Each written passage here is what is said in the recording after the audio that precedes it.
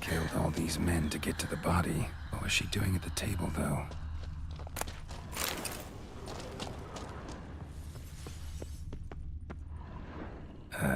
Stinks. Waterlogged. Both hands amputated. Body was quartered just as I thought. Laid in water for some time. Head swollen, and something took a few bites out of it. Something in the throat. A pouch, bulging with coins. Nilfgaardian florins, from several different provinces. If the murderer did this, means we're dealing with a sentient thinking beast.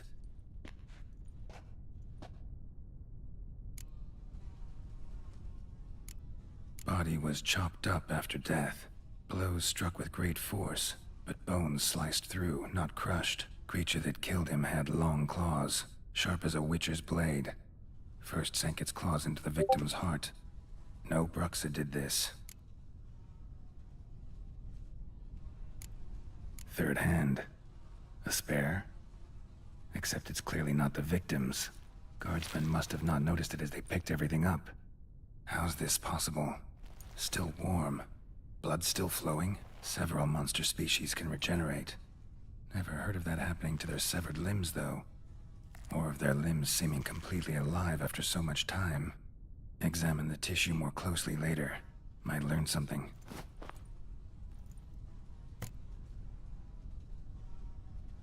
So, murderer was clearly a monster, but not a Bruxa. But then why'd the Bruxa come here for the severed hand? And who does the hand belong to? Why the hell's it still warm? Now, pouch shoved down the victim's throat. What's the significance? And why was he chopped up into pieces? Lots of questions, no answers so far. Need to know about the other victims. I'll ask Palmerin to get me in to see the Duchess.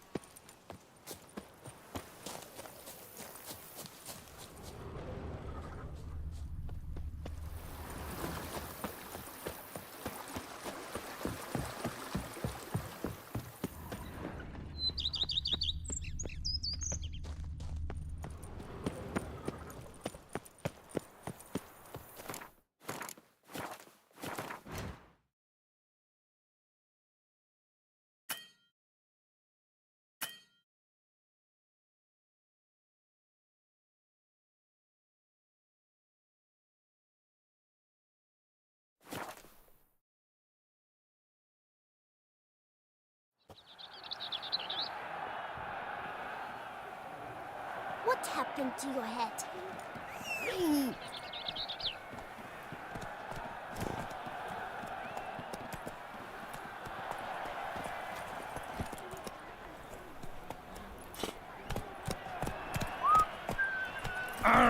Poor. Ow!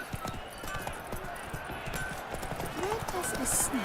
I believe I've Giant belched forth a rare salt. Need to speak to the Duchess, urgently. All right, you scamps. Store is done. Go find your parents. But the Camarine, what about the story of Rittik and the dragon? They're tales for another time. But take a good look at the man who stands before you now. This is Geralt of Rivia, the master witcher who lent his valiant hand to the defeat of the giant Goliath. Master Witcher, is it true virtue always trumps villainy?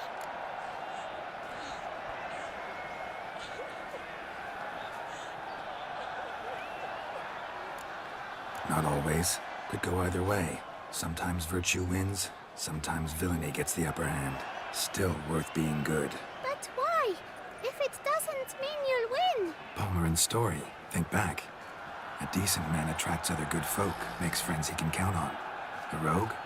Well, he can only count on other rogues. And who would you rather have for a friend? A man of virtue? I must agree. Now, that will do for questions. Go find your parents.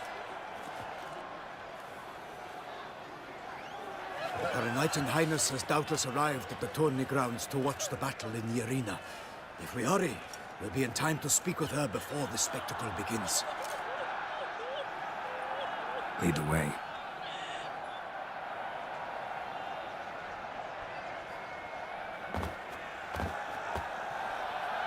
Who's fighting? Nilfgaardian gladiators? Close, but not quite. As you will soon see. Someone's gonna fight a Shaelmar? With some bells on its tail to confuse it, slow it down? Whatever is the problem? The beast is a gift from the Emperor, no less.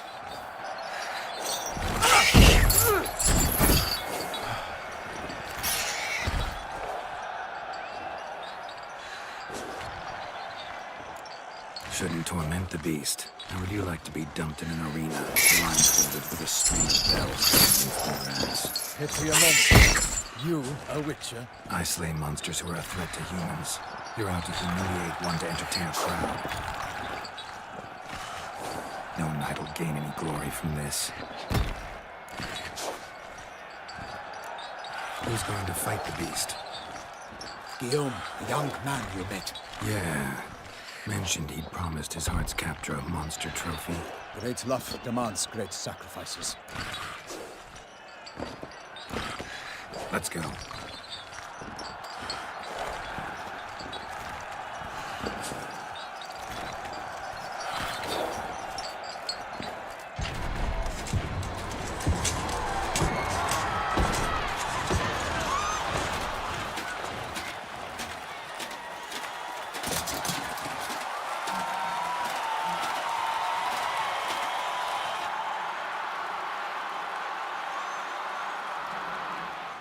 I dedicate my imminent victory to fair Lady Vivienne.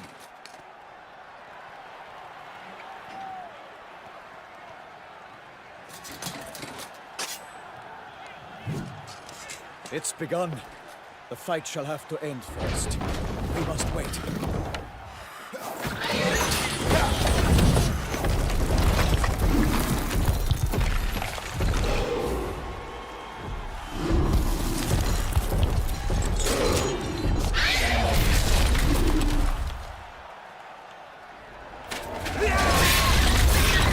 Got a bad feeling about this.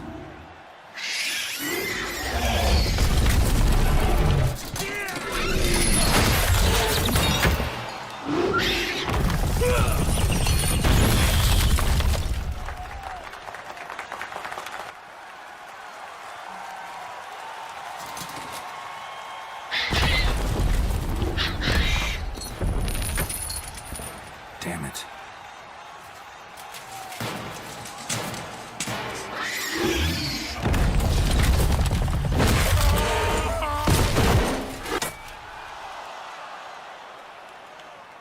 We have have to help him.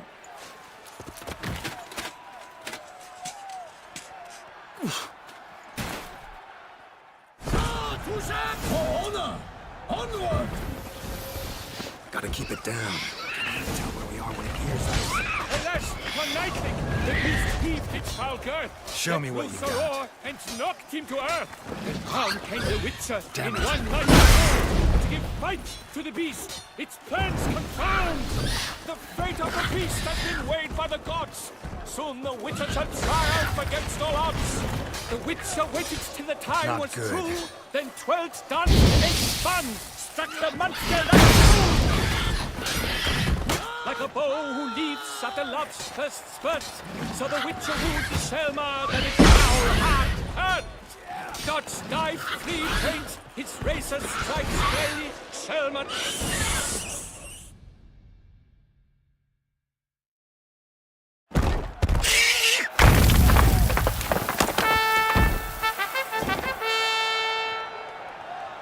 The Selma lies defeated by Geralt of Rivia, master of the witchering trade. Behold, as the last gasps of life seep from the beast.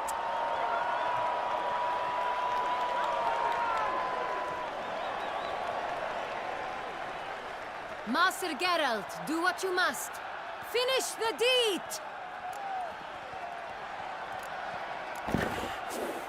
Monster's no threat. No need to kill it.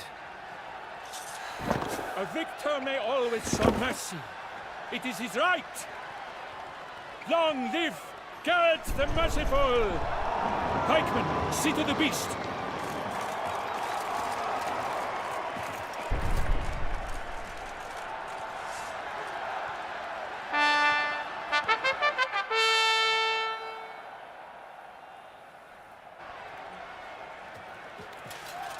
Guillaume, The lad came damned close to dying. I'm fine. Not hurt at all. Vivian? Smile as befits a hero and keep silent. Speech clearly paints you. She approaches.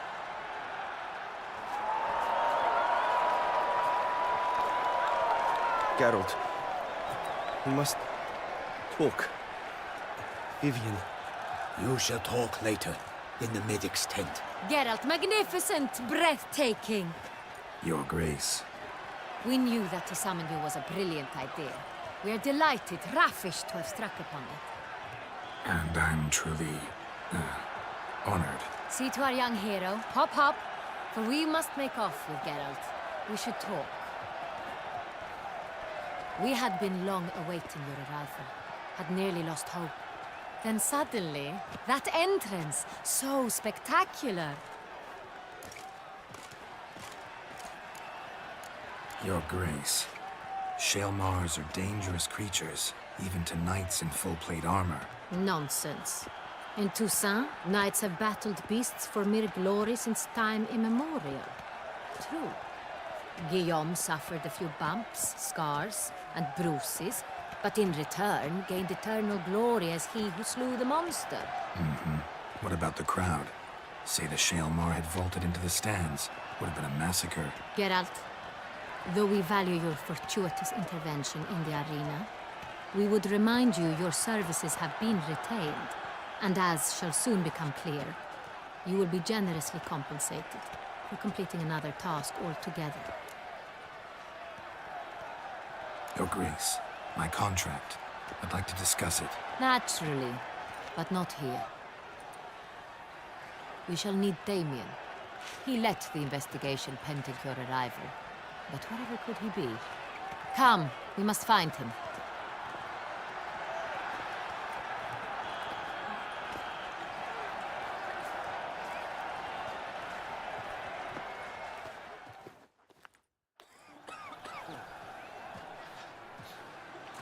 Tell us, have you come alone?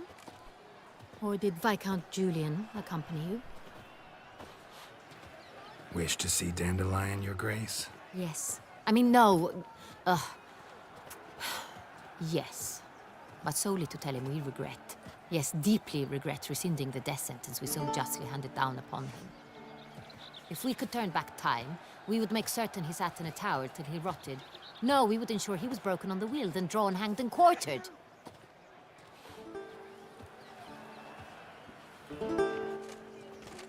Ah, the very man we would entrust with these tasks. Damien de la Tour, captain of my personal guard. Your Grace. Witcher. Greetings.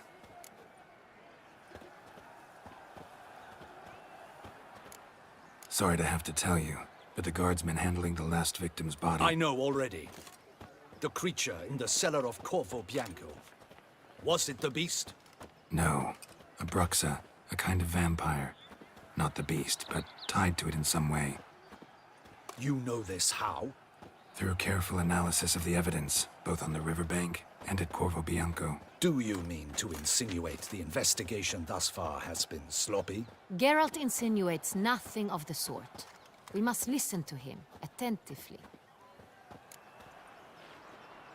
I examined the body of the beast's last victim. Might have found something. Need to analyze it. A quiet place, that's what I could use most right now. And maybe the help of an alchemist or a mage. Also like to hear all you know about the previous victims. Take it Sir de la Tour is my man for that. Firstly, call me Damien, please. Secondly, you should know I spoke against summoning you here. I've heard much about you. You bring trouble, or thus far have, always. And we've enough trouble as it is. Yet we are capable of defeating the beast on our own, without an outsider's help. I've no doubt about it. Damien, we settled the matter of the Witcher's employ some time past. Definitively. Since you have broached it nonetheless, let us discuss Geralt's pay. Are the legends true? Do Witchers usually demand that which you find at home, yet did not expect? Yes, Your Grace. The law of surprise. Time-honored. We shall be candid.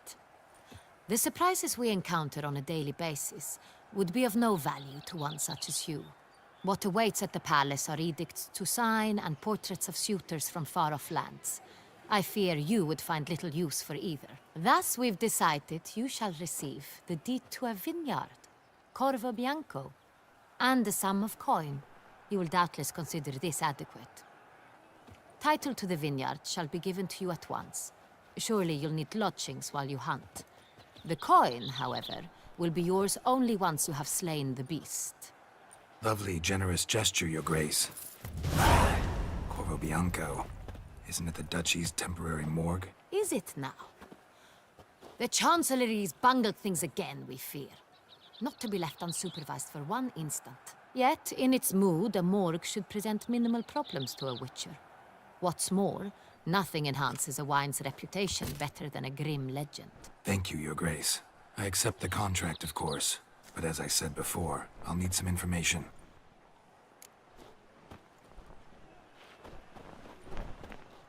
How'd it start?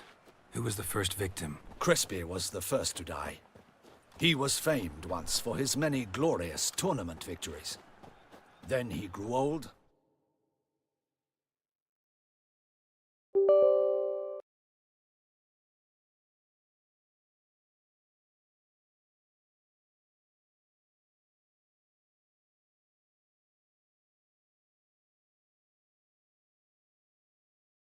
Up his sword and took to winemaking. Crespi was not loved by the wine merchants.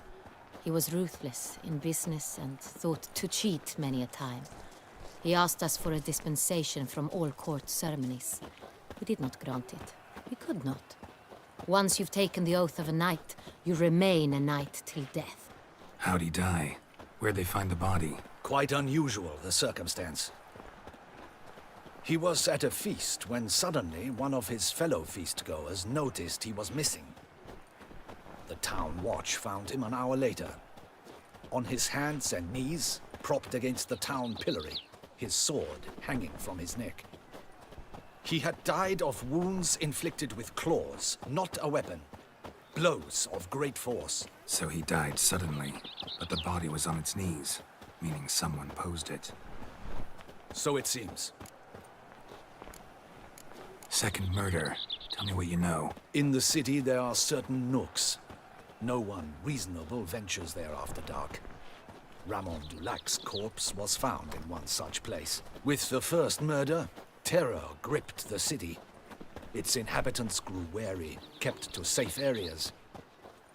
Consequently, news of the second victim came to us from a group of concerned cut-purses. Criminals fear the beast? Telling in a way. Take it you've excluded the possibility that Ramon died at the hands of these bandits. Do you believe me, an amateur? Not hands, but claws killed Ramon Dulac. The wound was deep, clean. His body was found in the gutter, dressed in nightshirt and cap, a pillow placed under his head, and his sword replaced by a bed warmer. Ramon Dulac, a knight who but a dozen years past was an advisor to our father, the Duke. Someone went to a lot of trouble to make him look ridiculous. Maybe revenge was the motive. It's not out of the question. Dulac had shady dealings with the criminal underworld, but no one ever came forth with concrete proof of any misdoings. So, first two victims were knights, best years behind them. The same could be said of the third. Sir Delacroix was wont to claim that in modern times knights face new challenges, enterprise being the latest addition to the chivalric virtues. He made a veritable fortune in the grain trade. Palmerin even nicknamed him Sir de la Stinchi. Found a coin pouch on his body. Contained florins dating from various times, hailing from different provinces of the Empire. Delacroix loved coin, true, but had no patience for numismatics. Lots of similarities between the victims. All the bodies were found in strange places under extraordinary circumstances. Seems the murderer, whoever or whatever it is, has some meaning to convey. These were honorable men. We are horrified by the disdain, the disrespect with which they were treated. These were knights of Toussaint. Blast it. Might be the point. From what you say, none was a model of virtue. Ever considered that's what the beast's trying to draw attention to? All the murdered men were knights who swore fealty to the 5 chivalric virtues. And even if Knights of Toussaint swear fealty to what virtues exactly? honor, wisdom, generosity, valor, and compassion. 5 virtues. Why are they so important to your knights? Strange question. Your Grace, forgive me. I'm a foreigner trying to understand another land's customs. You are forgiven. According to legend, the virtues we cultivate were bestowed upon us by the Lady of the Lake. How we truly came to espouse them, none remember. In Toussaint, we believe men of low birth should be simple-hearted and obedient. We expect much more, however, of our knights. They are to be soldiers and courtiers, lords and servants. Thus, the need for clear moral guidelines. At the time of his dubbing, a knight vows to demonstrate throughout his life honor, wisdom, generosity, valor, and compassion. Beast seems to be pointing up moral decay, denouncing it. Victims were all humiliated. Might have been murdered to emphasize their lack of specific chivalric virtues. Honor compromised by the pillory. Wisdom by ridicule. Generosity by a coin pouch shoved down a throat. It seems to fit, true, though not perfectly. Can't discount the theory if it's on the lips of everyone in town. Say our reasoning's right. Next murder will be just as showy and denounce the victim's lack of the 4th virtue, valor. We can also assume that victim will be an elder knight. Let's think. At the moment, all the knights are either at the tourney grounds or in the palace gardens. Our annual hare hunt shall begin there shortly. Have you heard of the custom? Milton mentioned something.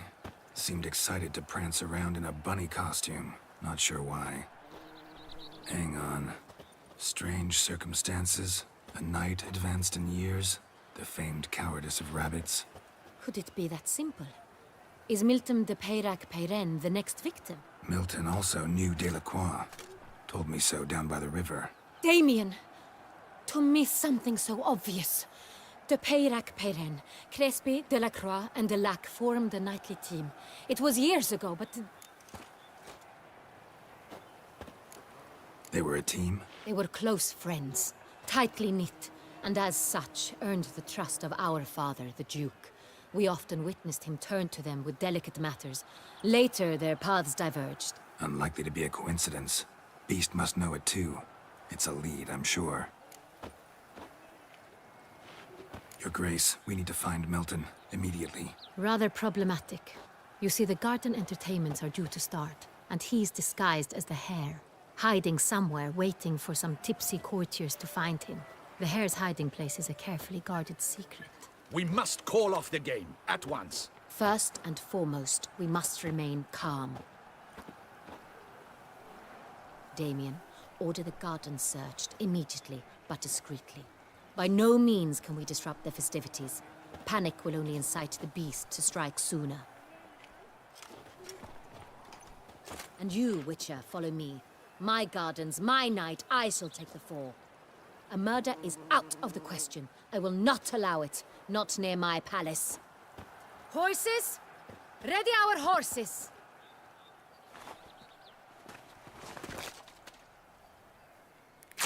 Your Grace!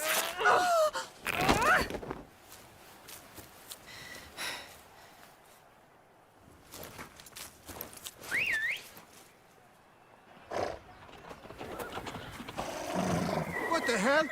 Why, I should... Your Highness, Mind it doesn't get wrinkled. Onward!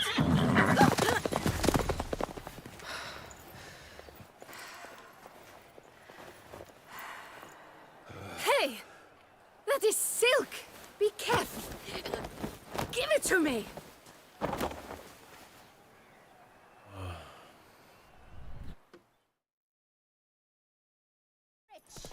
Faster, Geralt! Right like the wind! Give me it all.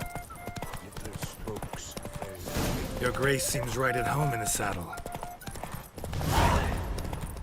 Long may she live! This way! Through town! Try not to lose your way! Sharp right! Take care! Good! Duchess! Henrietta! Let's follow her! Follow the Jaquetza!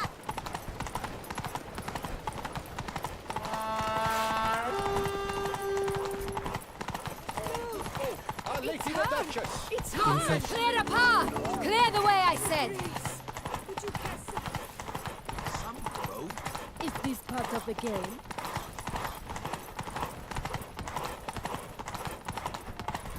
It's here! Just round the corner! Hurry!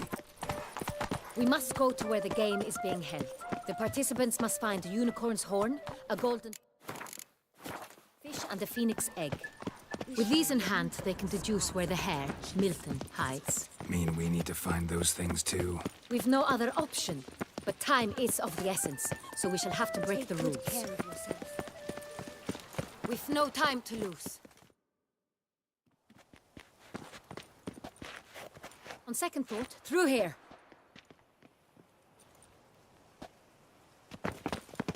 I shall show you where the hunt plays out. Then we will split up. You will get hold of the unicorn horn and the golden fish. While I nab the phoenix egg. That will be quickest. Golden fish.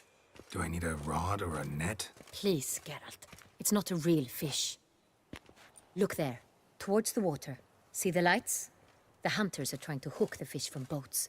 You must simply dive in and find it. The unicorn. How do I catch it? It's terribly skittish, true, but I'm sure you will find a way to earn its trust. It runs around, over there, look. The golden fish and the horn both contain things or clues that will help us find Milton. Once you have fish and horn, find me among the other phoenix egg hunters. All clear? Then let's get to it.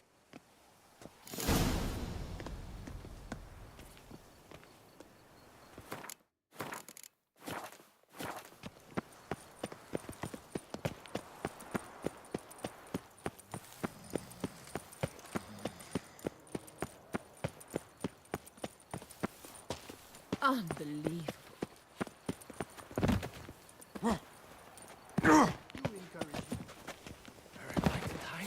Your Grace, Butcher of Bluffigan, called to be the savior of Tucson. interesting. If one were to call a state courageous or coward, what other part of the state would one have in mind?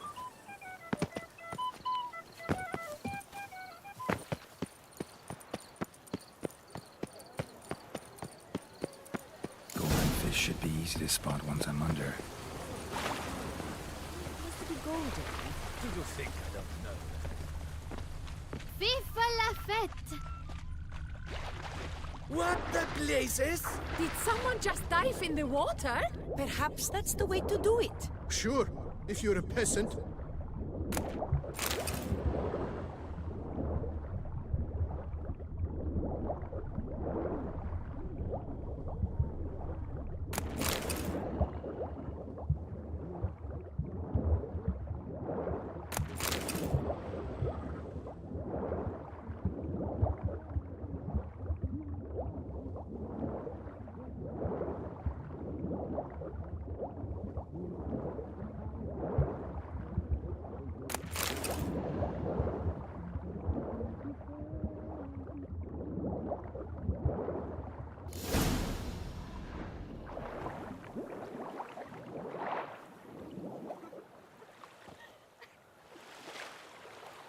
Hey, wait. Stop. It's important.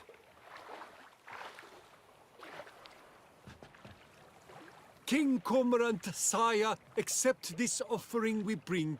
Prithee cast upon us your merciful eye, and bear before us its secrets. As the moon is heavenly coursed of trace, in my domain I await that moment of grace, when a soul of good or ill repute brings me a gift, fitting tribute.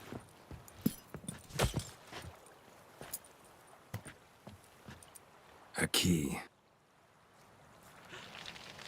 Why, you bombot wretch! Ruined the game!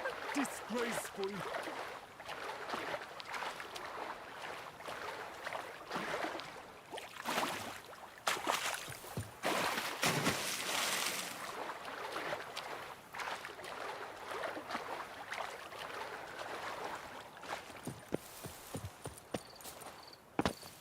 Watch it. The light is She positively torn! useless. She can't Hospital! possibly... Evalus! What precisely?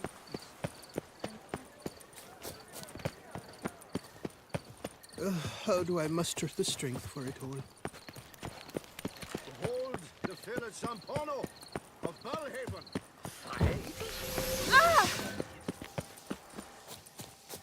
Unicorns are thought to like music. Perhaps an apple will work. Or some sweets. We would not be in this predicament, dear sister, were you still a virgin. Do you really wish to have this conversation again? Here and now? Hush, or you'll spook the beast. We shall try the sweets. Hey, folks. Gonna have to ruin your fun. Sorry. Who's that?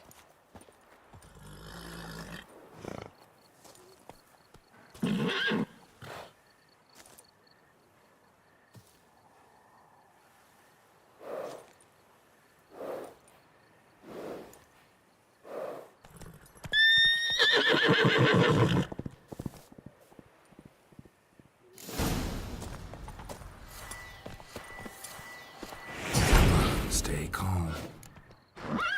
Shh. Calm down. Easy now.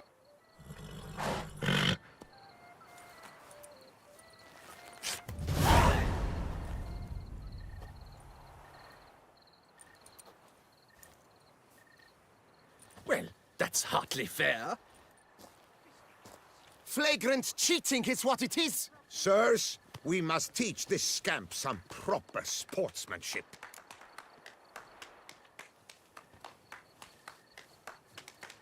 Listen, I didn't break any rules. True, he won fair and square.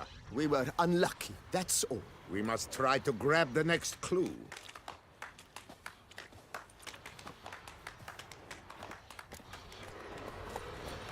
We're done, at last. Unworthy grace. Entirely inappropriate behavior.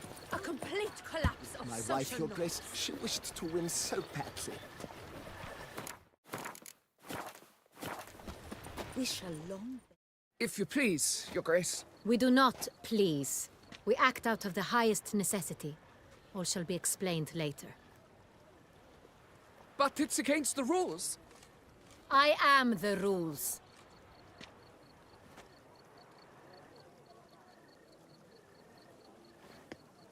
Geralt! At last.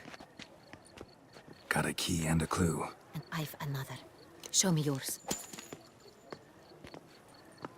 Who wrote this drivel? I begin like a groan, hollowed out with ease, then end like a mouse, with a head of hard cheese.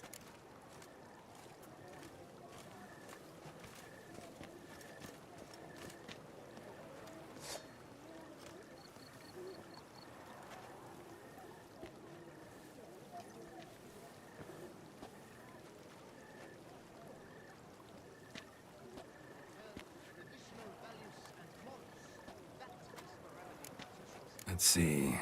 Grown. With ease gives us green, right? And mouse with the head of hard cheese. Greenhouse? You're a genius. Several greenhouses in the gardens, indeed, but only one with a door that locks, the key to which looks just like the one we found. Greenhouse it is then. Let's go.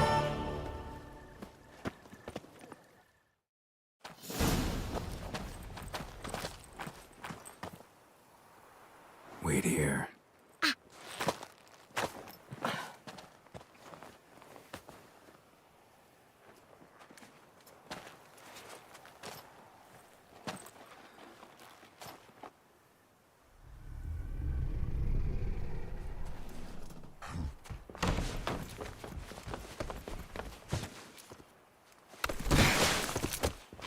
Oh, what the butch?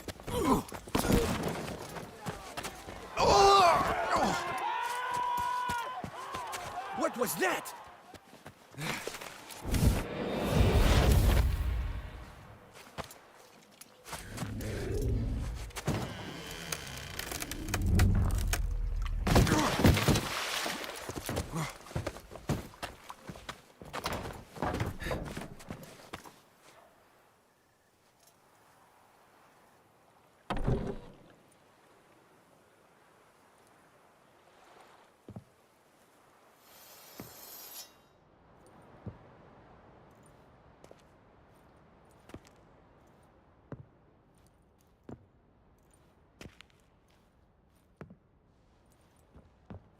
I'm here.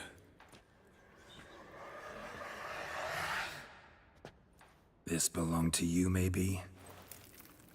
It did, but you may keep it. I've a new one. I do not know you. I've done you no harm. Yet first you butchered a Bruxer who was dear to me.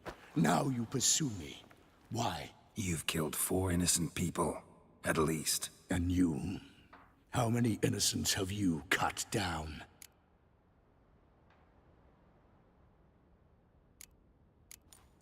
Plenty. Even more of the guilty, though. You're next.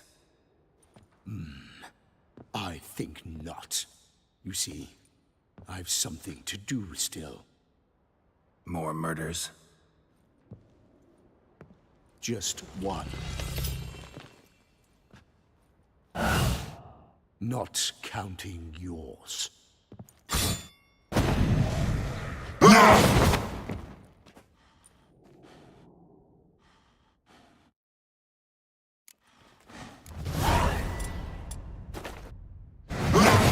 Kill again.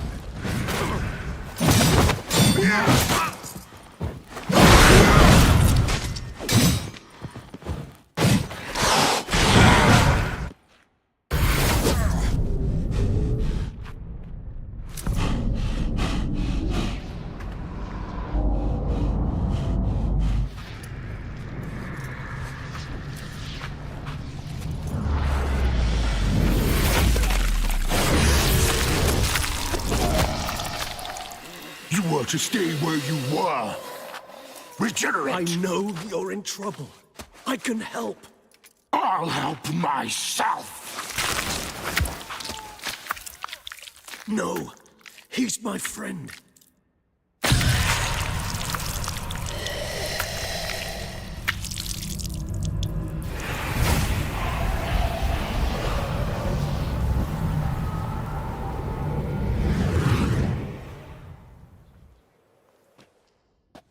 Yes, Geralt, it's me.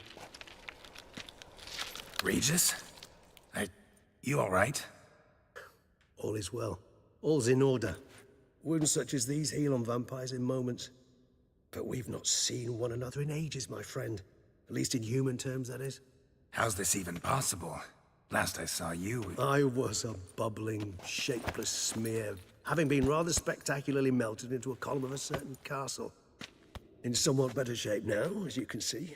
Hardly peak form, mind you, but were I human, folk would think me a demigod, I dare say. I'm sorry. What happened, it was my fault. Never got a chance to apologize. No need, Geralt. Bygones. I did not have to join you on that expedition. No one twisted my arm.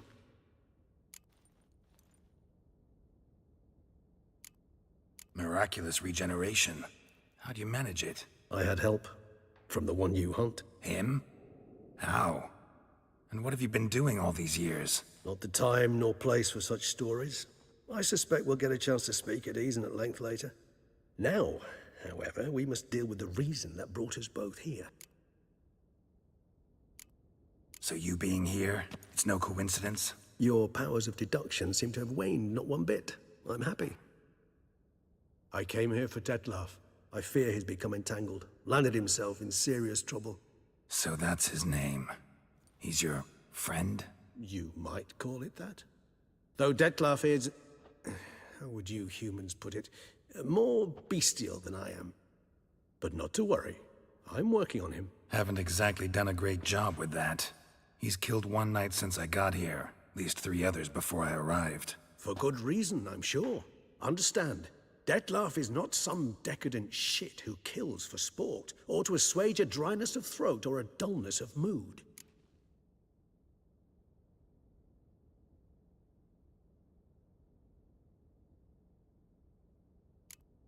Seem pretty damn sure of that.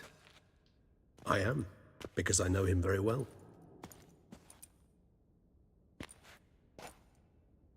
Despite appearances to the contrary, you two are quite alike. You've both noble hearts, yet you both are wont to perform ignoble deeds. When circumstances force you to, of course. Remember the year 964? That was 3 centuries ago. Blind fear gripped Rivia, Lyria, and Spala. Women and children were dying. Their mutilated, dismembered corpses littered the fields. Brute of Lyria. Read about it. Chewed up almost 200, then fell to a common poacher supposedly armed with a dagger blessed by some prophet. It fell to Dettlaff, who then found a poacher asleep in the brush near his snares and dropped the fiend's corpse at his feet. And thus, a legend was born.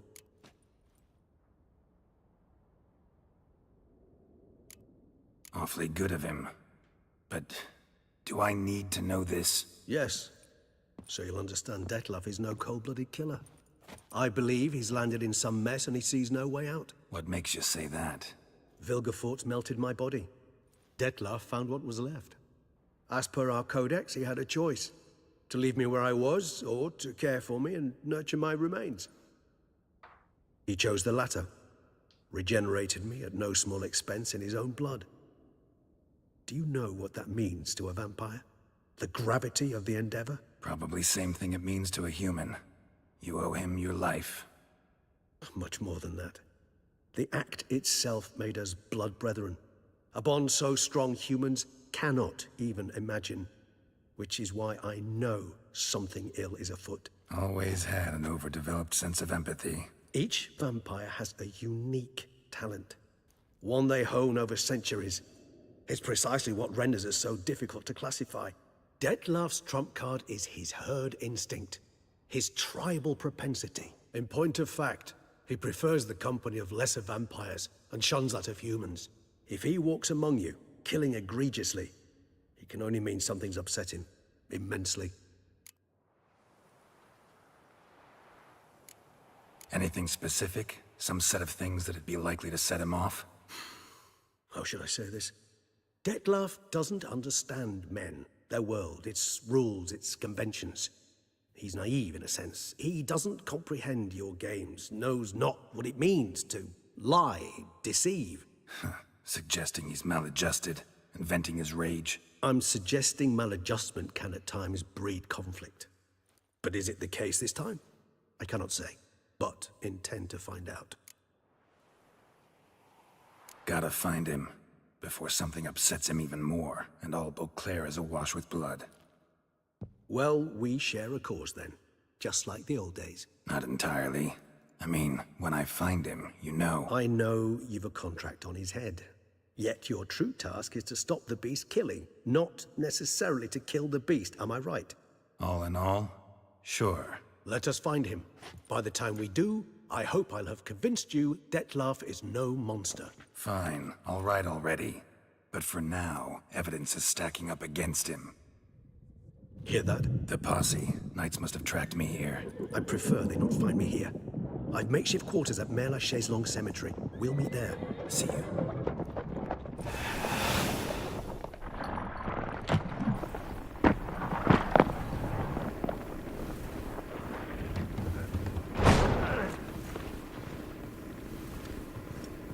Witcher, we flew here as fast as our courses would carry us. Yet I fear we're late all the same. Pray, where is the beast? Still investigating. About to inspect this site. Withdraw your men before they trample all over the evidence. Sirs, we must let the Witcher do his work. Milton's murder cannot go unavenged.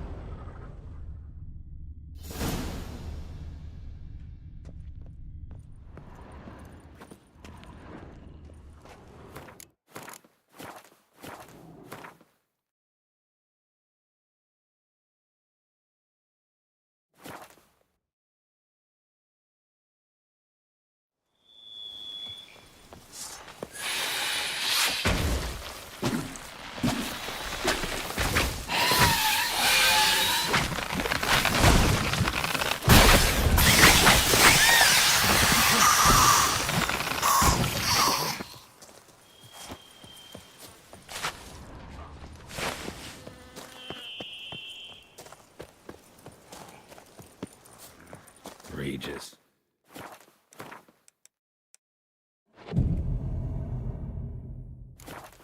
Couldn't have picked some other place to meet.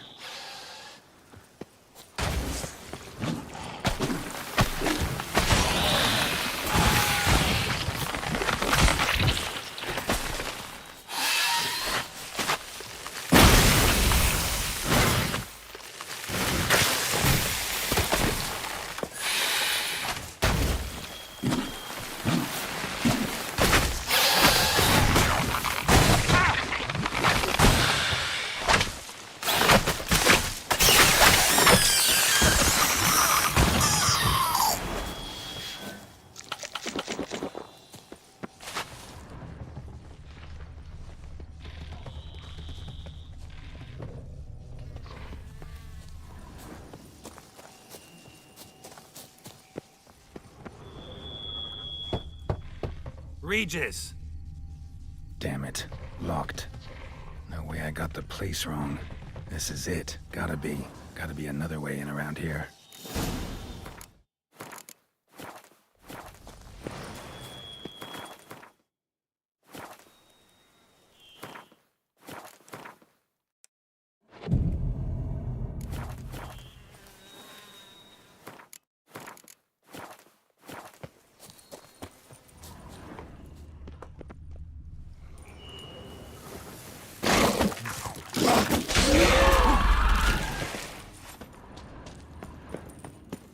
Kiki Moors. Fiddles are plenty around here.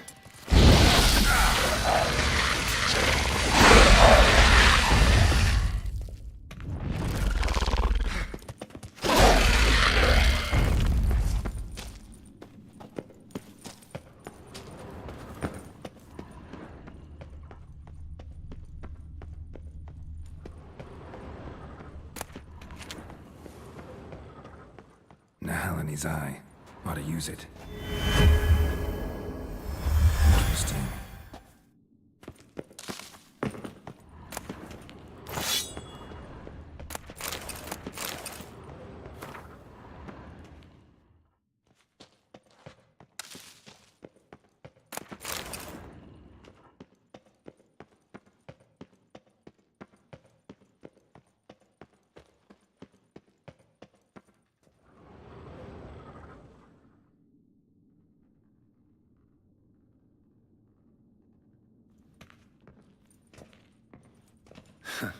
Agreed to meet a vampire at a cemetery. How much more cliché can you get? Nothing comes readily to mind. Could have left the door unlatched. What of my privacy? I value it rather deeply. Unmolested, especially by unwanted guests, that's my preferred state. Besides, I knew you'd find a way to get in. True enough. Need to find your friend. I'm hoping you'll agree to help. I shall do whatever's in my power. Yet what you want or even need must matter little. What matters is what Dettlaff wants. If he does not wish to be found, you will not find him. Ever. End of story. Come on. Gotta be some way.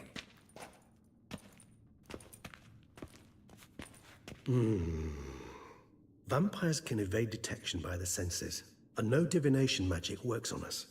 Even the most precise megascope would be useless. And this? Could this help?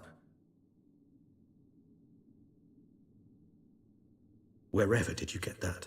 Off one of the beast's victims, found by a bend in the river. Body was chopped in pieces. 3 of those pieces were hands. Hand with the ring seemed the odd one out. Abruxa had taken an interest in it.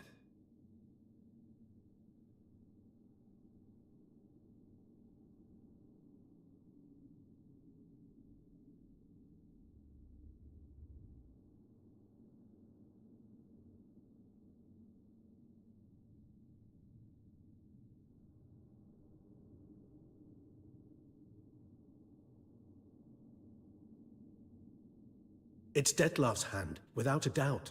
It will do splendidly.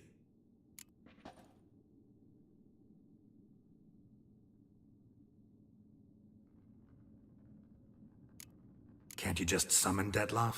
You're both hired vampires, there's gotta be a way. If I'm to be entirely candid, there is indeed one. But believe me, we will be better off never availing ourselves of it. It is a last resort. Absolutely. Last resort? The hell? Why? There is a being who can summon Dettlaff. Possesses the authority, even the power, to force him to appear in a given place. But the very act of contacting this being, well, it's akin to walking a slack line extended over a chasm filled with molten lava. An exercise as perilous to me as it would be to you. A risk I'm unwilling to take. I beg you, let's do it my way. It will be both quicker and easier. Ring's pretty intriguing. Made of no metal I've ever seen. And the ornamentation. It comes from our home, where we lived before the conjunction of spheres. It's actually mine. I received it from a dear old friend. You might call him a humanist. He saw us vampires as guests here. Guests who owe their hosts, meaning you humans and the elder races, respect. Respect? Meaning not to treat us like cattle to be slaughtered for food? Precisely. And the reason why I, in turn, gave it to Dettlaff. To remind him of the ideals my old friend championed. The hand. What do you plan to do with it? You've heard of Kovinaris' theory of tissue memory retention. Rings a distant bell. Read about it in Alchemia Oblitera. There's a copy at Kaer Morhen, tattered, nearly disintegrated. But if memory serves, Kovinaris never managed to prove it worked. He did prove it, just never managed to publish his findings. He and I corresponded, you see, after we became friends. Thus, I know he completed his research and performed the first tests. It's complicated, so without delving into details, it is possible to use any piece of tissue to reconstruct what a whole body experienced. How's it work? We need any special equipment? We must brew a decoction which Kovinaris gave a rather poetic name. Resonance. Once imbibed, it sends one into a trance similar to that induced by narcotics. This triggers visions of events linked to strong emotions experienced by the tissue's owner. Picture it as dreaming a fragment of someone's life. Any chance we might see what Dettlaff was doing just before he lost his hand? Indeed. Though I also hope resonance will reveal the location of Dettlaff's hideout. Covenarius spent half his life proving his theory. Wild guess. Making a dose of resonance won't be easy. You guessed correctly. In addition to Dettlaff's tissue, we shall need a powerful occipital lobe stimulant. Effectively a poison, to make one susceptible to visions. Well, got a few ingredients to choose from. Unfortunately, all are pretty rare. There's Mamoon glands, but closest ones I know of are in Vizima. A spotted white saliva would also serve, but they were cold to extinction over a century ago. Could go with a kobold's eyes, but the creatures are sentient. Rather not gouge one's eyes out. Given that we lack the time to sleuth this out ourselves, permit me to summon some help.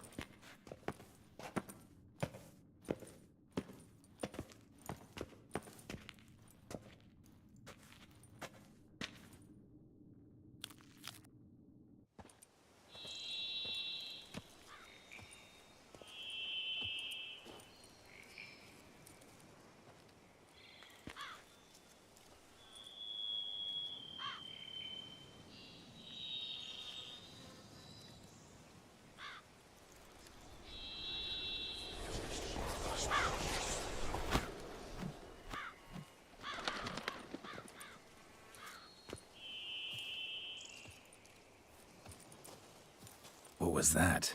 A raven? Rather a common sight at this latitude. Very intelligent fowl.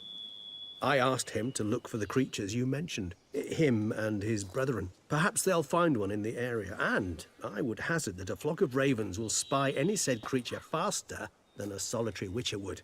With all due respect to your skills, my friend. It will take them some time, nonetheless. So, perhaps you'd care for a snifter of mandrake.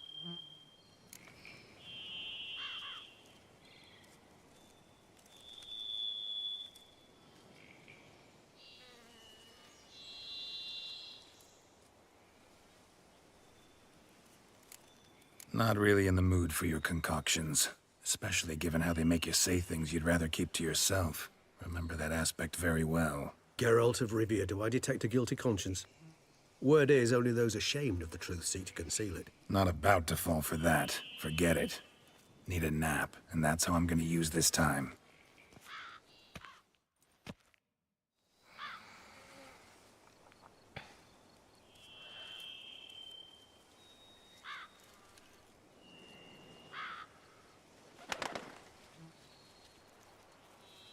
Ever vigilant, even in his sleep. Quite vampire-like, in fact. Are you absolutely certain they don't administer a few of our genes during the trial of the grasses?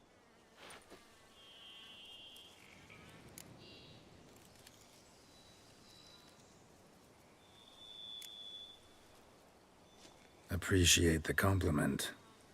Got something for me? You were right. No kobolds or mamoons for miles around. Knew it. Allow me to finish. You see, there's this spotted white. It haunts an abandoned residence in the Caraberta woods. Impossible. My brethren hunted down every last spotted white before I was born. Then it seems you must revise your knowledge of spotted whites. For somehow this one managed to survive your brethren's onslaught. It seems I know this home it haunts. Recall a tale about it. Locals believe the place cursed. Perhaps that's how the white survived entirely unmolested.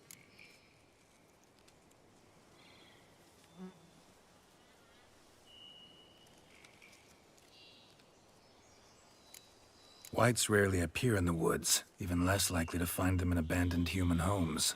They inhabit remote wildernesses, old abandoned cemeteries. What's your point? This might not be a spotted white after all. Your little helper might have made a mistake. I sincerely doubt it. Ravens are devilishly intelligent creatures, and they've highly developed observational skills. What exactly did they observe? The area around the estate. It's covered in spoons. Spoons? Spare me the skeptical smile. I'm but the bearer of this news. Or perhaps this spotted white is a hoarder. Or the spoons are somehow related to the curse. Know anything else about this curse? I don't recall much in particular. Really don't attach much importance to such things. It was mentioned to me as an anecdote, no more. Come on, search your memory. Something, anything could be important. I believe it had a relation to hunger, or, perhaps greed, rapacity. Someone was punished for something... Textbook definition of a curse, pretty much. Sorry, Geralt. I try not to clutter my mind with the details of every far-fetched tale I happen to hear. What are your thoughts? A specimen of a species thought long extinct, and a curse in one place.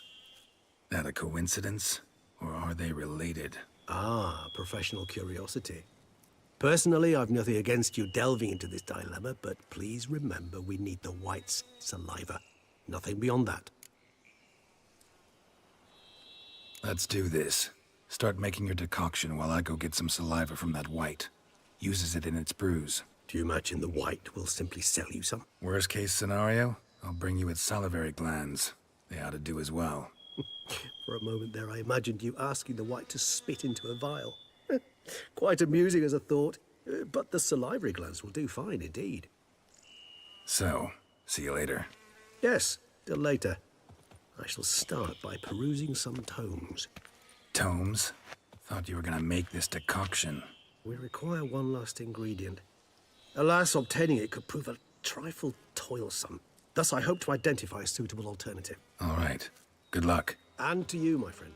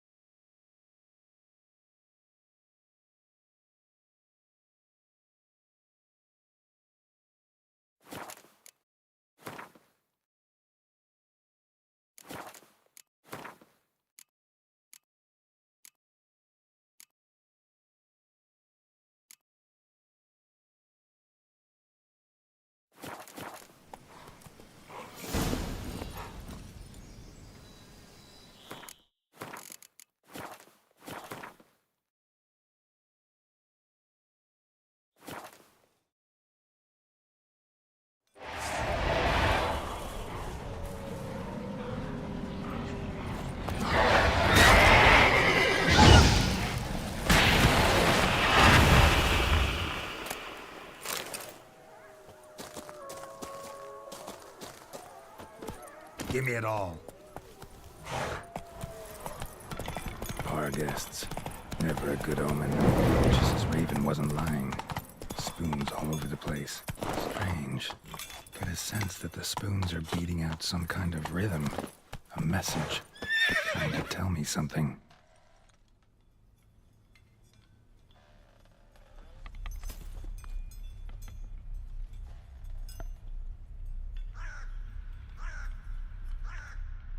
shall sit and dine with you at your table.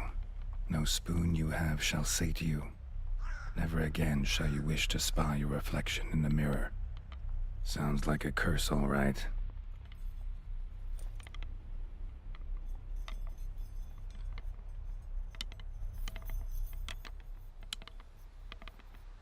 Somebody's clearly obsessed. Regis mentioned the place might be cursed. Can't be a coincidence. Need to look around.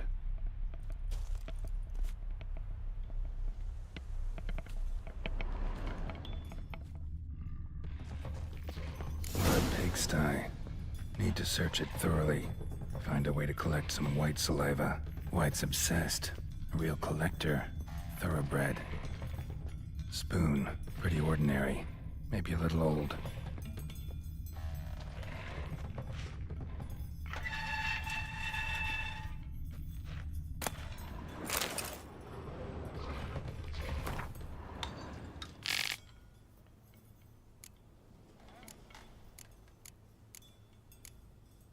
Poor girl. Realized she was changing into a monster. Recorded it in her diary. Poignant. Spoon's incredible. The craftsmanship. Must have graced a rich man's table.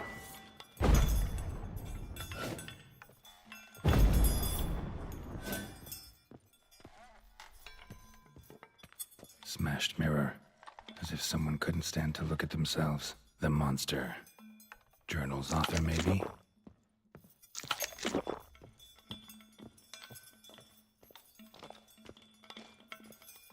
No spoon you have shall sate you.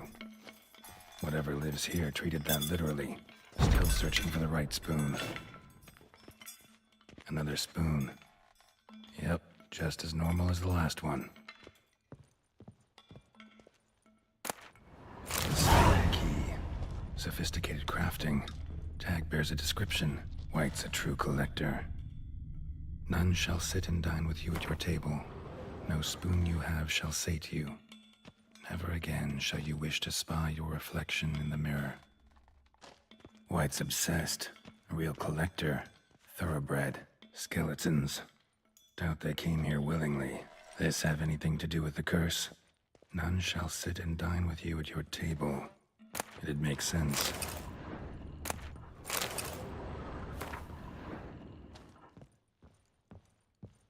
No claw or fang marks. Probably choked to death. Right arm bit right off. Teeth all knocked out. Somebody tried to force feed him. Broken neck. Indentation in the skull's lateral surface. Smacked in the head with something heavy.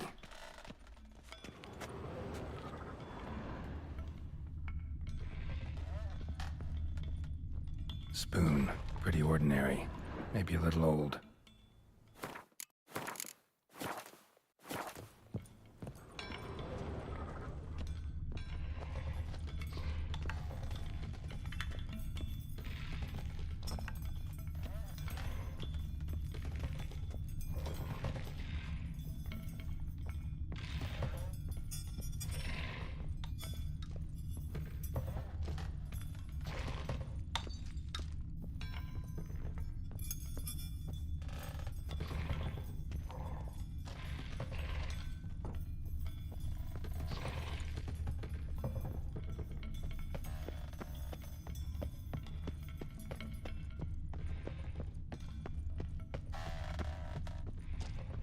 Woman's name scratched into this wooden spoon.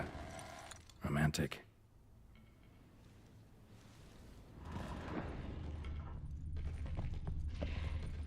None shall sit and dine with you at your table. No spoon you have shall sate you. Never again shall you wish to spy your reflection in the mirror.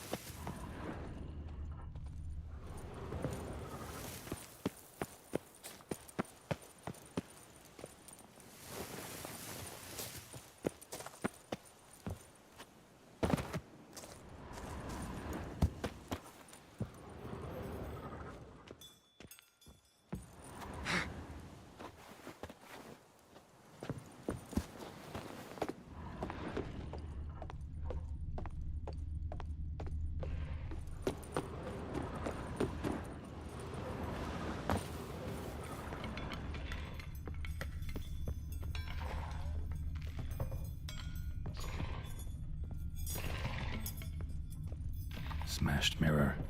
As if someone couldn't stand to look at themselves. The monster. Journal's author, maybe?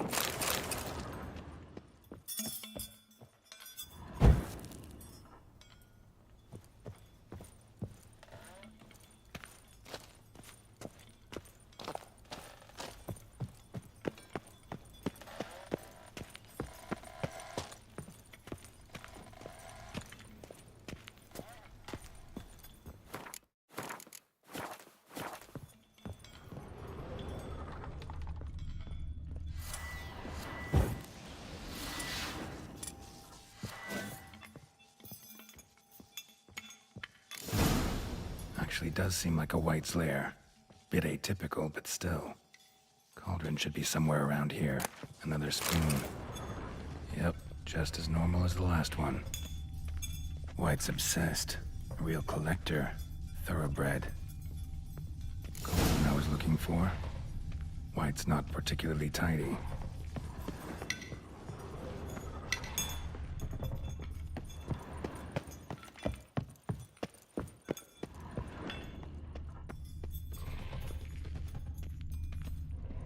Spoon. Pretty ordinary. Maybe a little old.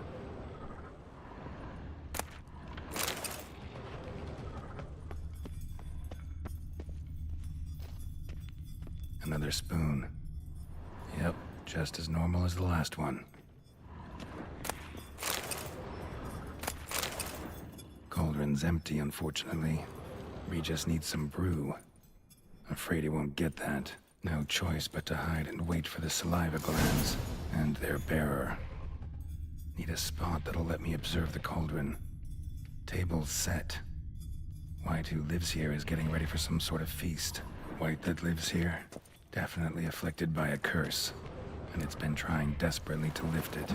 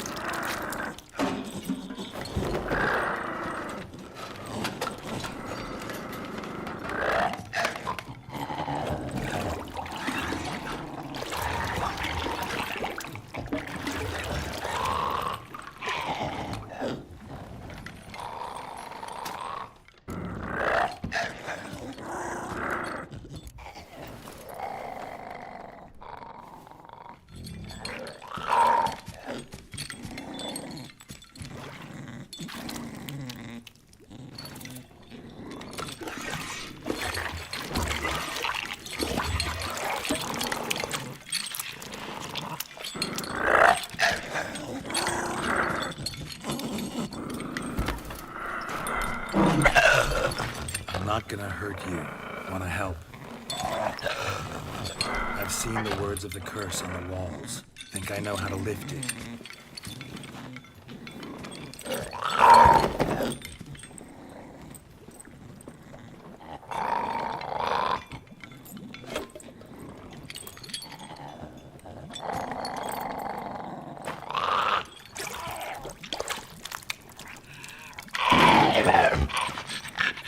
You tried to bring folk here, convince them to sit at the table with you, right?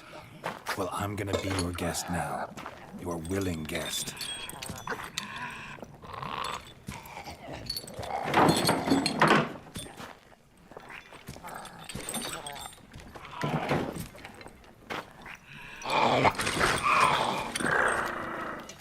Just need a bit for Regis. And now we'll tend to you.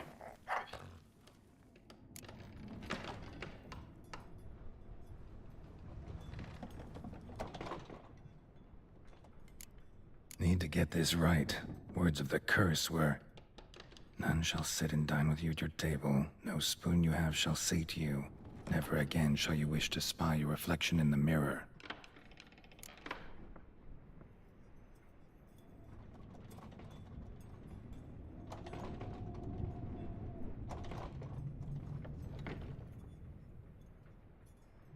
been searching for the right spoon for years, right? But curses can be tricky. The key to this one just might be that you can't eat with your own spoon. That's why we've swapped.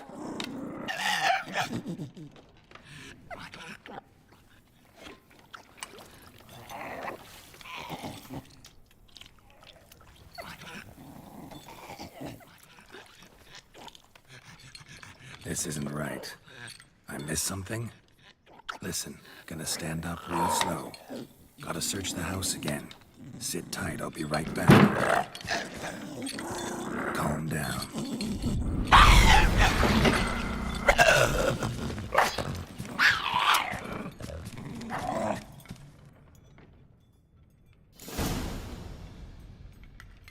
Damn it, didn't work.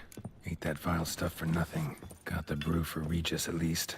Can't do anything for the white though, except cut it down. Seems I'll have to kill the white in its own junk heap.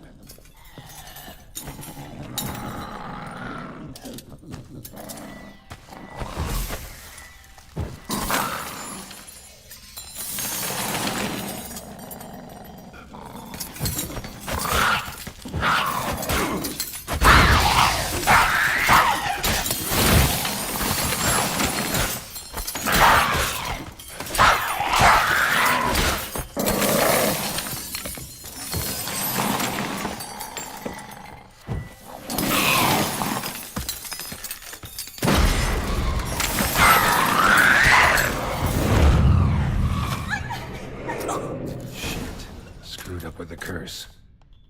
Regis will get what he wants, though. There is that.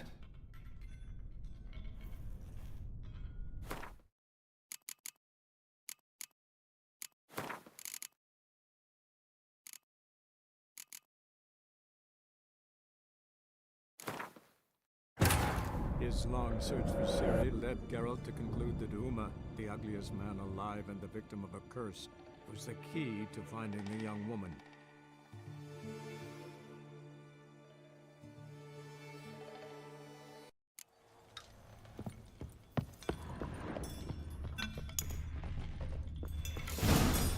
Actually does seem like a white's lair. Bit atypical, but still. Cauldron should be somewhere around here. Another spoon. And I was looking for. Yep, just as normal as the last one. Particularly tidy. White who lives here is getting ready for some sort of feast. White that lives here, definitely afflicted by a curse.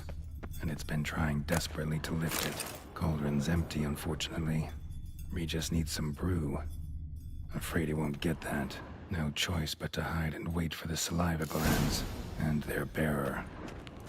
Need a spot that'll let me observe the cauldron. Another spoon. Yep, just as normal as the last one.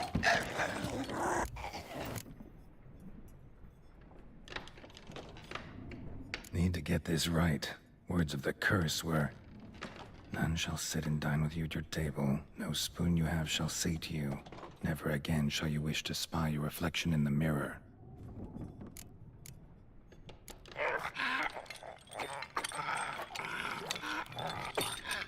We can't use spoons.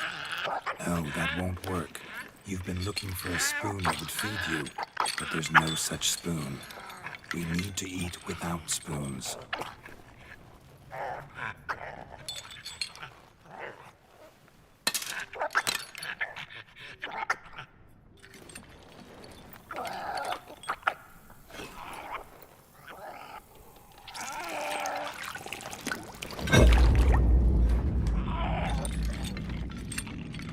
Open your eyes. You need to see your likeness.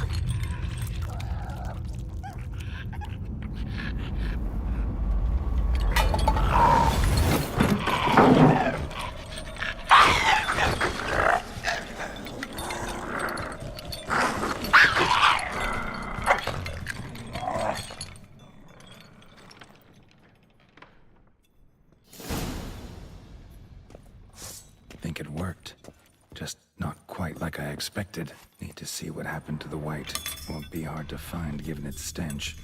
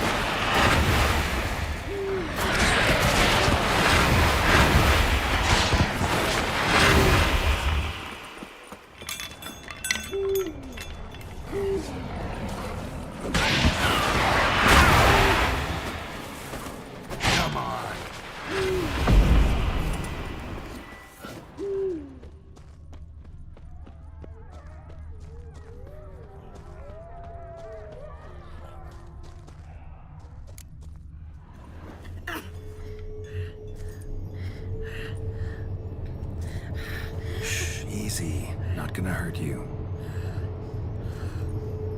Eat. I must eat.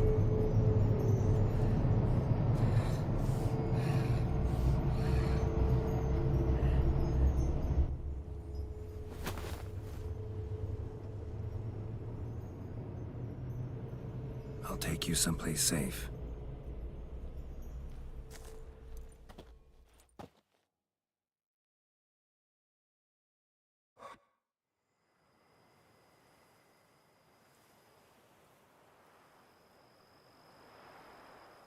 So I took her by the hand and led her here. Seemed the only sensible place for her.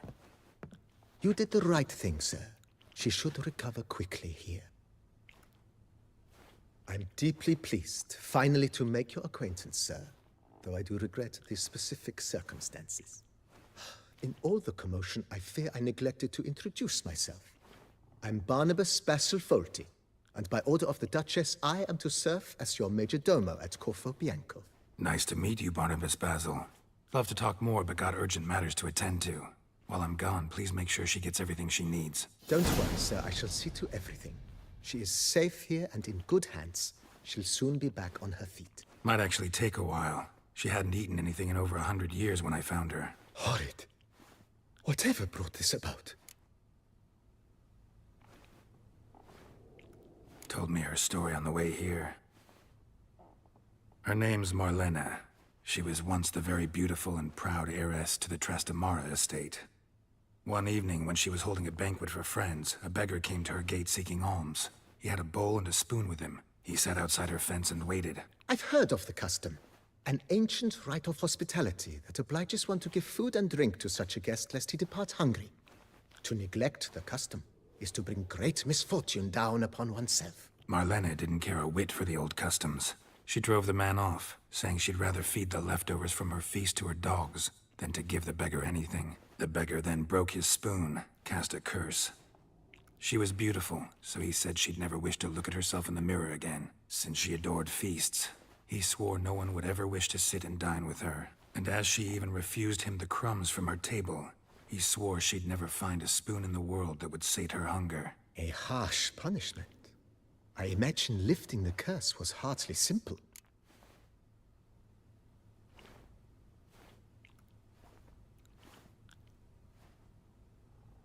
Curses are tricky. They play on irony.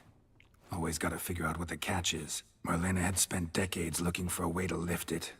Transformed into a wight, she stole spoons and lured folk into her home, trying each time to get them to dine with her. Didn't work. So what did? Someone had to sit down and share a meal with her, of their own free will. They had to eat without using spoons, and make her look at her reflection. That's it?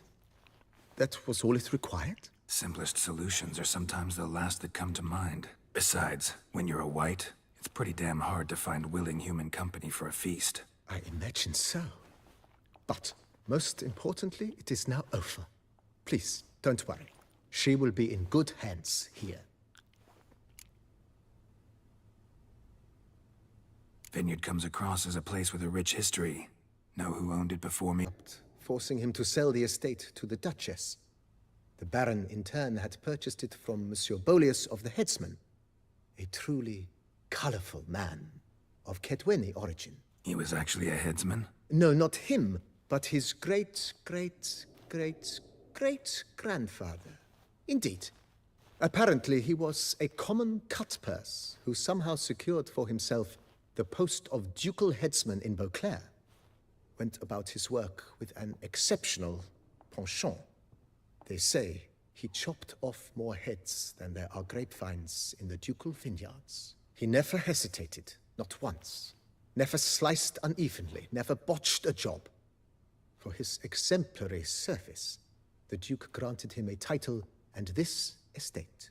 Monsieur Bolius, on the other hand, was an engineer in his younger years.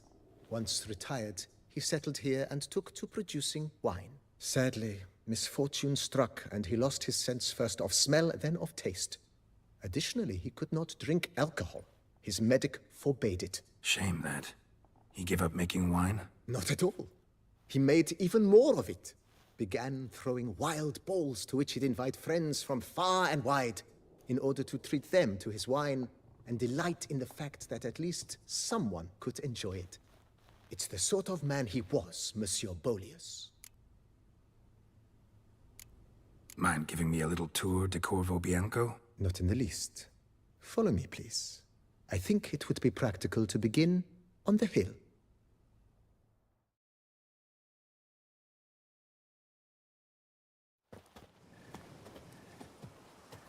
Behold, sir, your estate in all its splendor. Pretty vast. Indeed. And now, sir, allow me to show you a handful of interesting details. Follow me, please. Been a major domo all your life? Yes, I come from a long line of major domos. My father was a major domo, as was my grandfather before him, as was my great aunt. In fact, she was the one to start the tradition. Great aunt? A hard woman. It is said that already as a child, she knew where she was going and went there. When she arrived in Beauclair, she signed on as a chambermaid at one of the vineyards, then slowly worked her way up to major domo. She dragged the rest of the family up the same path.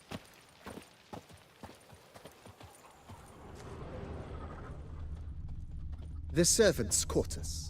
I occupy the green home. With the Duchess's permission, I have hired a full staff. Their salaries to be paid from the ducal treasury. Nice of her. Not the most sightly part of the estate, I admit. But I think it's worthwhile for you as master of the domain to know where the help stays.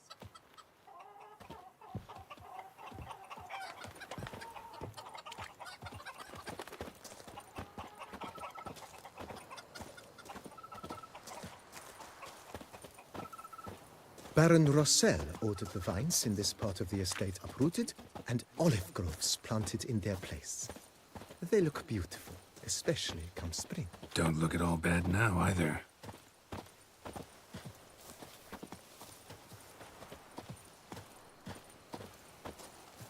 Down below lies your vineyard, where we grow a strain of Carfanere, one of the world's oldest. Aged in oak barrels, it provides for an exquisite wine with distinct blackberry, wild cherry, plum, and cinnamon notes. Marvelous. Have to try it one of these days.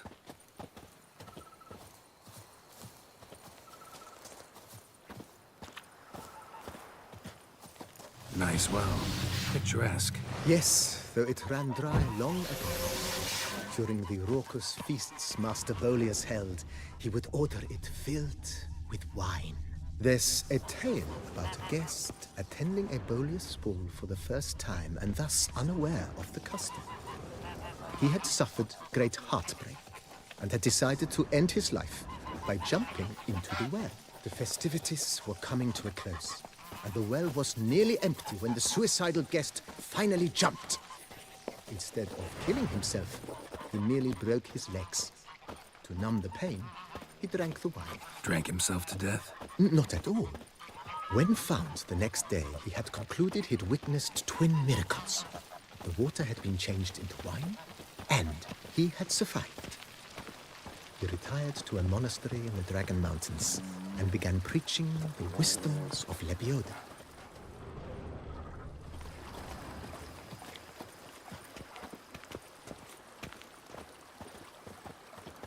Monsieur Bolius's wife Nina kept a garden here.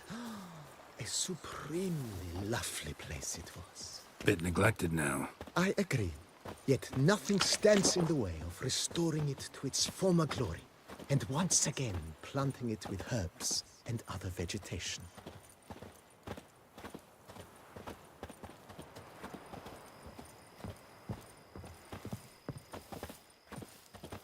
Madame Nina planted diminutive, delicate flowers and herbs here.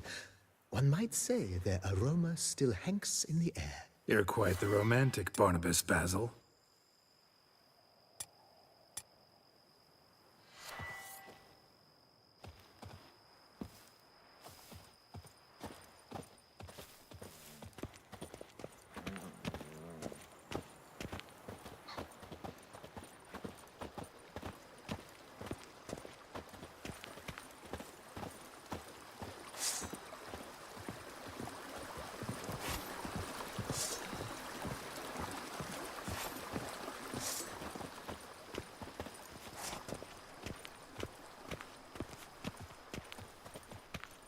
This served as an additional wine cellar in years of plentiful harvests. Bit of work, and it'll make a fine stable for Roach.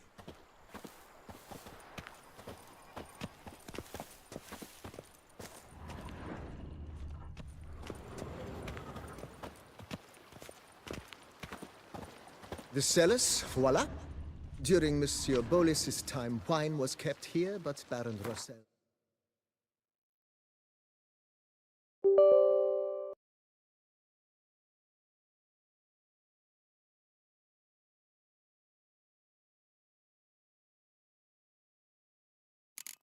used it to store olive oil as well. I took the liberty of cleaning up the mess, which... I made while fighting the Bruxa. Thanks, Barnabas Basil. Appreciate it.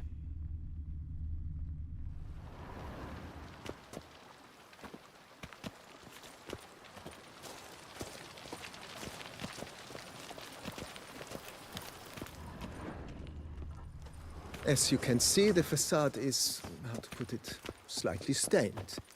But one cannot deny it, a certain subtle southern charm. True, though it could use a bit of subtle paint.